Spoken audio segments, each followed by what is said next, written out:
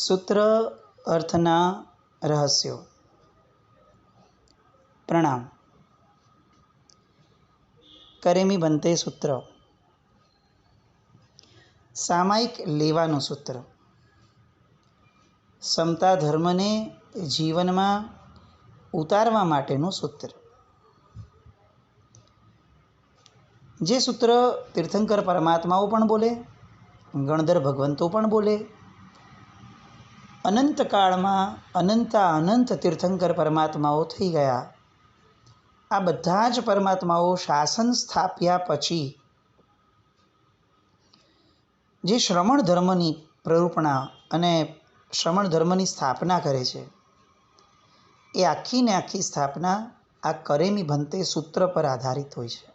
અનંત તીર્થંકર ભગવંતો થયા, થાશે, બધા જ.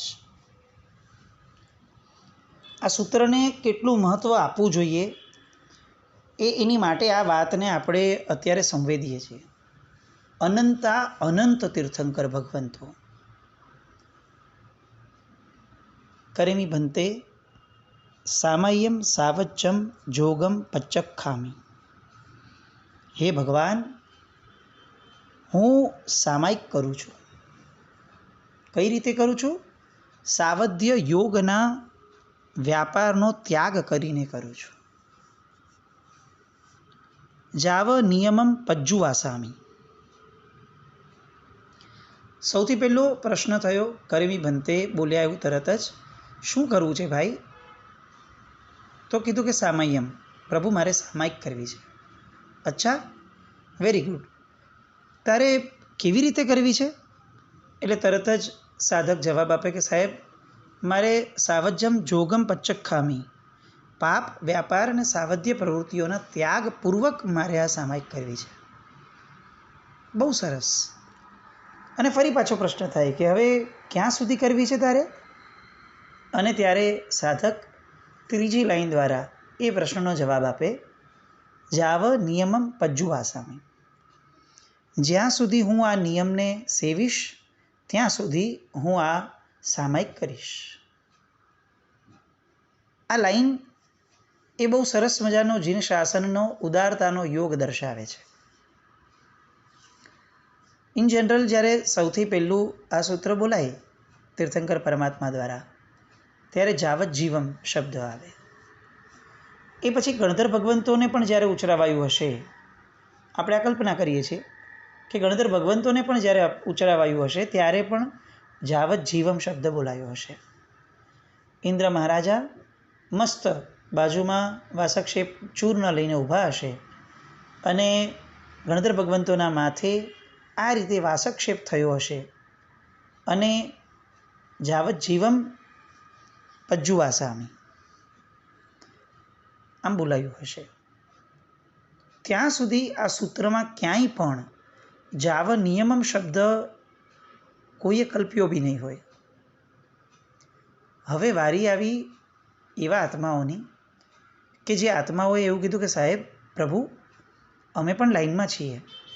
નો ડાઉટ અમારી સંસાર ત્યાગવાની સત્વની ધારા નથી પ્રગટી, પણ તો પણ પ્રભુ અમને શાસનમાં લો ને, કેમ અમને બાકાત રાખો છો? અને ત્યારે પ્રભુએ અનંત કરુણા કરી અને જીવ માત્ર આ શાસન નામની વ્યવસ્થા તંત્રના અંદરનો ભાગ બને એ માટે આ સૂત્રની અંદર મોડિફિકેશન કરાવ્યું હશે અને કીધું હશે કે તમે જ્યારે બોલો ને તો જાવ નિયમમ બોલજો, કશો વાંધો નથી, પણ તમે આ સામાયિક ધર્મને સ્વીકારવા માટે આવો. જેટલા લોકો જૈન ધર્મને રિજિડ ગણે છે, રૂઢિચુસ્ત ગણે છે, બહુ જ સ્ટ્રિક્ટ ગણે છે, જડ ગણે છે, આ બધા લોકોને બધા સિદ્ધાંત ભણાવવા કરતાં એકવાર આ કરેમી ભંતે સૂત્ર સમજાવી દઈએ ને તો પણ મને એવું લાગે છે કે એ જિંદગીના છેલ્લા શ્વાસ સુધી જીન શાસનની ઉદારતાનો આશિક બનીને રહે. કેવી ઉદારતા! જે સૂત્ર સ્વયં પોતે પ્રભુ જાવત જીવમ તરીકે બોલ્યા એમના ગણધર ભગવંતો પણ તૈયાર થયા અને એમને ખબર પણ છે કે આ નિયમ જાવત જીવમ લેવા જેવો છે, પણ સાથે સાથે એમને એ પણ ખબર છે કે જગતના બધા જ જીવો જાવત જીવ નહીં લઈ શકે અને હું સવી જીવ કરું શાસન રસી એ ધારા પરથી ઉપર ઉઠ્યો છું. હું સત્વશાળી જીવ કરું શાસન રસી અથવા સંયમી જીવ કરું શાસન રસી આવી ધારાથી આગળ નથી વધ્યો. અને એટલે વિતરાગી એવા પ્રભુ જાવ નિયમમની છૂટ આપે છે. કેવી ઉદારતા!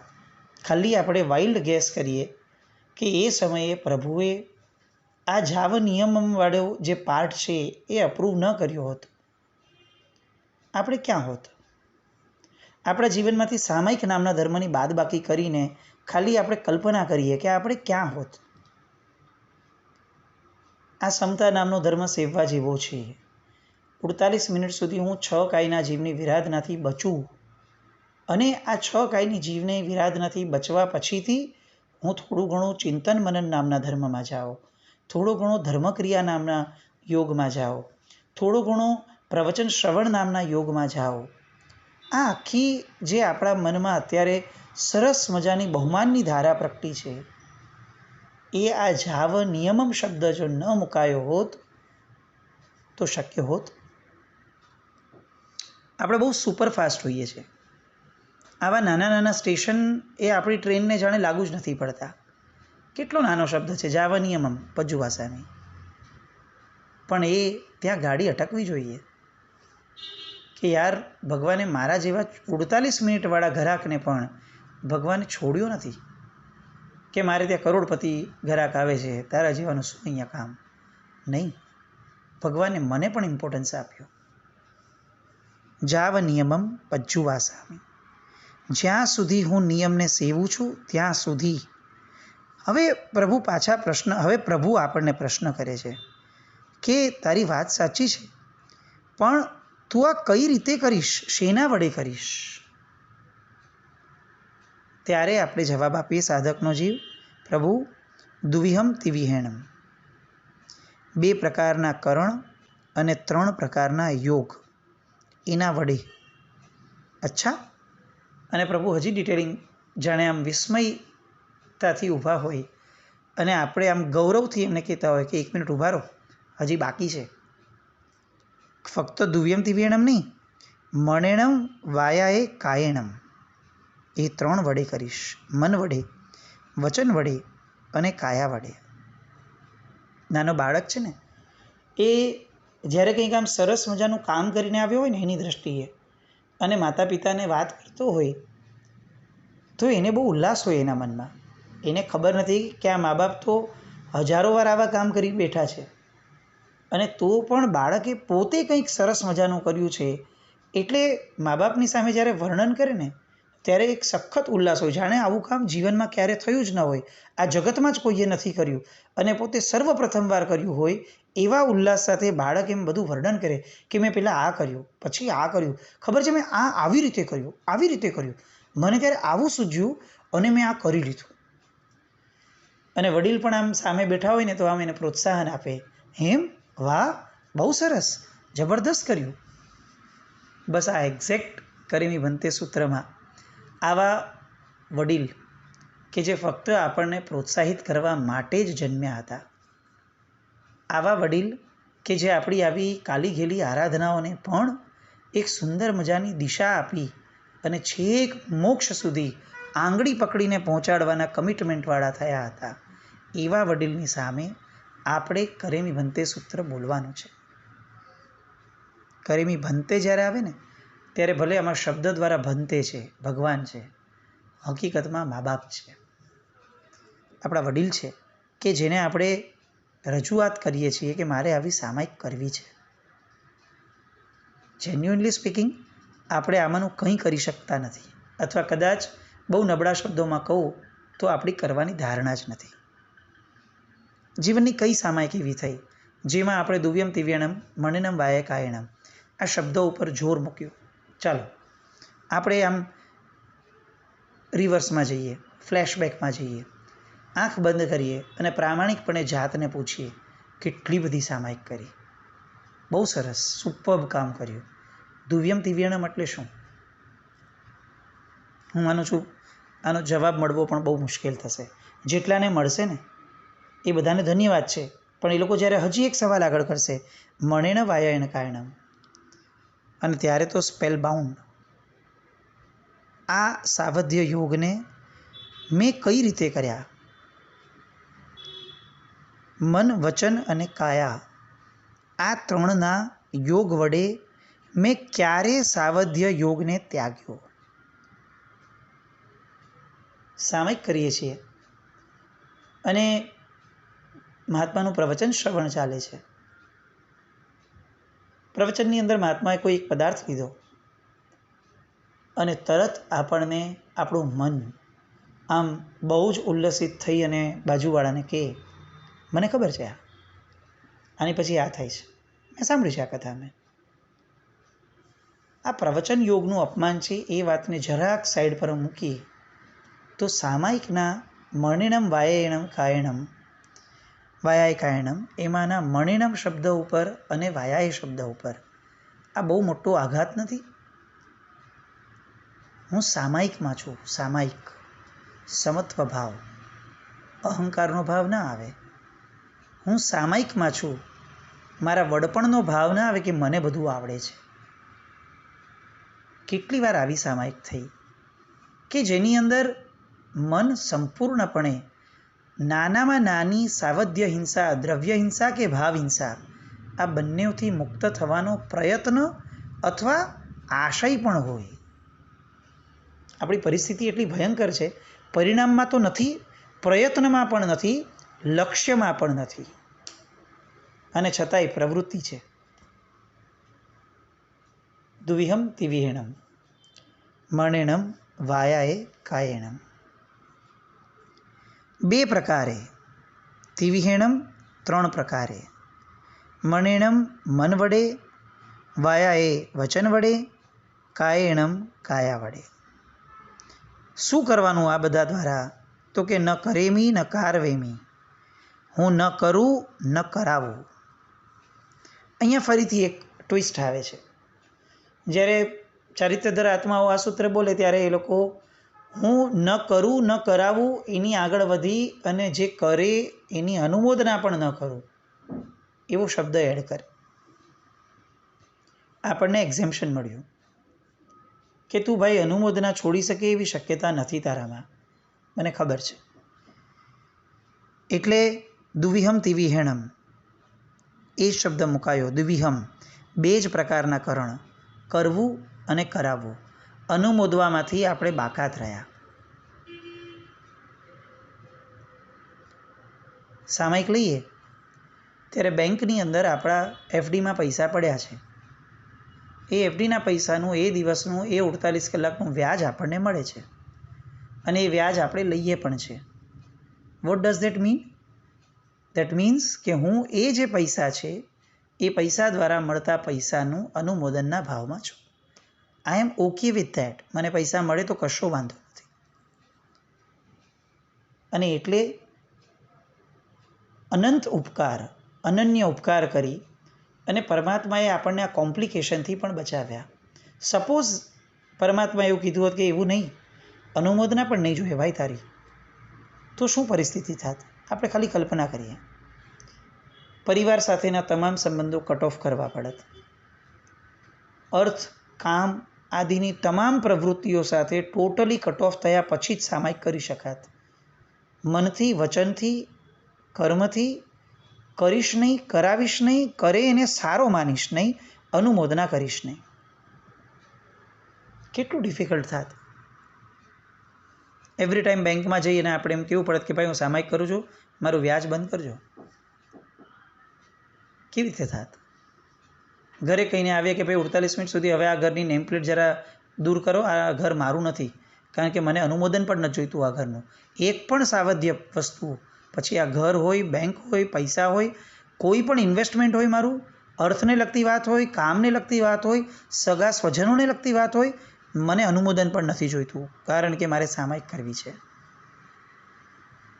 આવું જો આપણી પર કમ્પલ્શન હોત, આપણે સામાયિક કરી શક્યા હોત? કેટલી ઉદારતા! દુવિહમ તિવિહેણમ, અને સાધુ ભગવંતોને તિવિહમ તિવિહેણમ. પરમાત્માએ કેટલી જબરદસ્ત કરુણા કરી છે એ આપણને આ સૂત્રોના રહસ્યો સમજ્યા વિના એકચ્યુઅલી તાત્વિક રીતે નહીં જ સમજાય. ખાલી બોલી લેવું કે ભગવાન તમારી કરુણાનો કોઈ પાર નથી, આ બોલવામાં અને ખરેખર સંવેદવામાં અને તત્વથી સમજવામાં બહુ ફરક છે. આ સૂત્ર બોલતી વખતે આંખ ભીની થાય, શું ઉપકાર તમારો પ્રભુ! તિવ્યમ તિવ્યણમમાંથી મને છૂટ આપી અને દુવ્યમ તિવ્યણમ મને રાખ્યો. આ એક તિવ્યમ અને દુવ્યમ, આ બેની અંદરમાં ભગવાને આખો ને આખો શ્રાવક ધર્મ સ્વીકારી લીધો. આખો ને આખો શ્રાવક ધર્મ દુવ્યમ શબ્દ ઉપર પ્રભુએ સ્ટેમ્પ લગાડી દીધી કે તમે પણ મારા, ખાલી સાધુઓ મારા એવું નહીં. કેટલું રહસ્ય એક દુવ્યમ શબ્દ દ્વારા ભગવાને આપણને કેટલી સરસ રીતે સમાવિષ્ટ કરી લીધા કે મારા શાસનના તમે પણ અભિન્ન અંગ છો. વેલકમ. અને આપણી માટે આ દુવ્યમ શબ્દ એ ક્યારે પણ એટલો બધો બહુમાનનું કારણ બન્યું જ નથી. પ્રભુએ જ્યારે દુવ્યમ તિવ્યણમ બોલવાની છૂટ આપીને ત્યારે પ્રભુને આપણી ઉપર શ્રદ્ધા હશે કે આ એવો છે કે જે દુવ્યમ તિવ્યણમને તિવ્યમ તિવ્યણમ કરવા માટે પ્રયત્નશીલ બનશે અને તિવ્યમ તિવ્યણમ કરવા માટે સતત પોતાની દિશાને મથતો રહેશે. એ ભલે બોલતો હોય દુવ્યમ તિવ્યણમ, પણ એનું મન રમતું હશે કે ક્યારે હું તિવ્યમ તિવ્યણમ બોલું. આવું શ્રદ્ધાન પ્રભુએ આપણામાં કર્યું હશે. બહુ પ્રામાણિકપણે વિચારીએ, કેટલી સામાયિક એવી ગઈ જેમાં દુવ્યમ તિવ્યણમ બોલતી વખતે દુવ્યમ શબ્દો ઉપર અટક્યા અને એક વાર મનમાં આવો વિચાર પણ આવ્યો, આંખમાંથી એક જળજળિયું આવ્યું કે ભગવાન તિવ્યમ તિવ્યણમ ક્યારે બોલીશ. સેંકડો દીક્ષાઓ જોવી સહેલી છે, પોતાની દીક્ષા કલ્પવી મુશ્કેલ છે. અને સેંકડો દીક્ષાઓ જોવી કેટલી સફળ છે એ ત્યારે જ નક્કી થાય જ્યારે પોતાની દીક્ષા કલ્પવાની શરૂઆત થાય. કરેમી ભંતે એ આપણને આપણું સ્વરૂપ, આપણી પ્રગતિ એનું એક બહુ મોટું એલાર્મ વગાડતું હોય તો એ કંઈક અંશે આપણા માટે ઉપકારી બનશે. બાકી હું જે છું અને તમે જે છૂટ આપો છો એમાં હું જલસા કરીશ. આઈ એમ હાઈલી ઇમ્પ્રેસ સાહેબ પ્રભુ કે તમે આ ત્રીજી છૂટ આપી દીધી અનુમોદનમાંથી નીકળવાની, હવે મને અનુમોદન કરવામાં કશો જ વાંધો નથી અને લાઈફ ટાઈમ કરેમી ભંતે દુવ્યમ તિવ્યણમ બોલવામાં વાંધો જ નથી, તમે મને છૂટ આપી છે. આવી વૃત્તિમાં આપણે ક્યારે પ્રગતિ કરશું? નર્સરીમાં ભણતો છોકરો નર્સરીમાં રહી અને નર્સરીના સપના જોતો હોય તો એ ક્યારે પણ 10th પાસ ન કરી શકે. એ ભલે નર્સરીમાં ભણે, ભલે નર્સરીનું, પણ એને પૂછો કે તારે ક્યાં જવું છે, શું કરવું છે, તો કહેશે કે મારે 10th પાસ કરવું છે. ભલે મારા નર્સરીના ઠેકાણા નથી કે હું ક્લિયર કરીશ કે નહીં, પણ મારે કરવું છે તો 10th પાસ. ભલે મારું દુવ્યમ તિવ્યણમ અત્યારે બહુ નબળું છે, દુવ્યમમાં બી ઠેકાણા નથી મારા, પણ એક દિવસ જીવનના અંતિમ શ્વાસ સુધી પ્રભુ તિવ્યમ તિવ્યણમ બોલીશ અને બોલીશ. આ સંવેદના જો ન જાગે તો ખરા અર્થમાં તો આપણે દુવ્યમ તિવ્યણમના પણ અધિકારી નથી. પાપ વ્યાપારનો ત્યાગ આ ખૂંચવો જોઈએ. સામાયિક 48 મિનિટ નહીં 48 કલાક સુધી કરી લઈએ, પણ પાપનો ત્યાગ એ જો અંદર રૂચતો નથી અને પાપ અંદર ખૂંચતું નથી તો આપણે એક્ઝેક્ટલી શું કર્યું એ આપણે જ વિચારવા જેવું છે. જગત ભલે સામાયિકની પ્રભાવના આપી દે, પણ એકવાર પ્રામાણિકપણે એ પ્રભાવના આપનારને કહેવાની આપણી શક્તિ, આપણું સત્વ ફોરવવું જોઈએ કે આપણે એને પ્રભાવના પાછી આપીને કહીએ, દોસ્ત એકચ્યુઅલી સામાયિક કરી જ નથી, હું સામાયિકમય બન્યો જ નથી, હું પાપ વ્યાપારના ત્યાગી બન્યો જ નથી, હું પાપ વ્યાપારના ત્યાગનો પક્ષપાતી પણ બન્યો નથી, હું દુવ્યમ તિવ્યણમ પણ મેં સેવ્યું નથી. હું તો સામાયિકમાં પણ કરણ અને કરાવણના યોગને સેવી નથી શકતો. કોઈ હાલતું ચાલતું જતું હોય અને હું એને કરીને કહી દઉં કે તું આ કર લે ભાઈ, કરણ અને કરાવણનો ત્યાગી છું, આવું મને યાદ બી નથી આવતું. હું કઈ રીતે પ્રભાવના લઉં દોસ્ત? હું પ્રભાવનાને લાયક જ નથી. આવો ભાવ કેમ ન પ્રગટે? સૂત્રો એ જો આપણી માટે જીવંત નથી, સૂત્રો એ જો આપણને જીવંત બનવાની દિશામાં લઈ જતા નથી, સૂત્રો એ જો આપણામાં સંવેદના પ્રગટાવી શકતા નથી, તો એ સૂત્રો સફળ હોવા છતાં આપણી માટે લગભગ નિષ્ફળ છે. સૂત્રોના રહસ્યોની આ ધારા એ આપણી અંદર ભાવધારા પ્રગટાવવી જ જોઈએ. અનંતા અનંત તીર્થંકરો આ સૂત્ર બોલીને ગયા અને આપણે એને બાયપાસ કરી દઈએ. 3 સેકન્ડમાં 4 સેકન્ડમાં ઉચરાવી લઈએ. ઉચરાવવાવાળા મહાત્મા કે વડીલો અલગ, એ બોલી લે. આપણને તો બોલવાનું પણ મન ન થાય મનમાં. આ મારું પચકાણ છે ભાઈ. લોકો વડીલ બોલે એ આમન્ય છે, બાકી બોલવાની જવાબદારી મારી છે, સંવેદવાની જવાબદારી મારી છે. હું શું કામ લોકો બોલે એ ચલાવી લઉં? લોકો આગળ બોલાવડાવીશ, કારણ કે વડીલનું પુણ્ય છે, વડીલોની આમન્યા એનું બહુમાન છે. But ultimately duty is mine. મારે રિપીટ કરવું જ જોઈશે. મારે અંદર પચખાણ આપવું જ પડશે જાતને કે દોસ્ત દુવ્યમ તિવ્યનમ બોલ. તારે 48 મિનિટ પાડવી પડશે. આપણે તો હિચકારી ભગવાન બોલી અને જે મહાત્મા બોલે આપણે ખાલી છેલ્લે ઓસીરામી બોલી અને પૂરું કરી નાખવાવાળો ધંધો કરીએ, અને છતાંય સામાયિકની પ્રભાવ ના લઈએ. સામાયિક કર્યું એવું બોલીએ, એવું ગણીએ. અહો આશ્ચર્ય! આપણી કથાઓ ક્યારે પૂરી થશે એ આપણે નક્કી કરવું જોઈએ. આવી ધારાઓમાં આપણે ક્યાંક ને ક્યાંક જાતને જોડતા રહીએ એવી શુભ મંગલ કામના. જીનાજ્ઞા વિરુદ્ધ કંઈ પણ બોલાયું હોય તો મિચ્છામિ દુક્કડમ. જૈનમ જયતિ શાસનમ.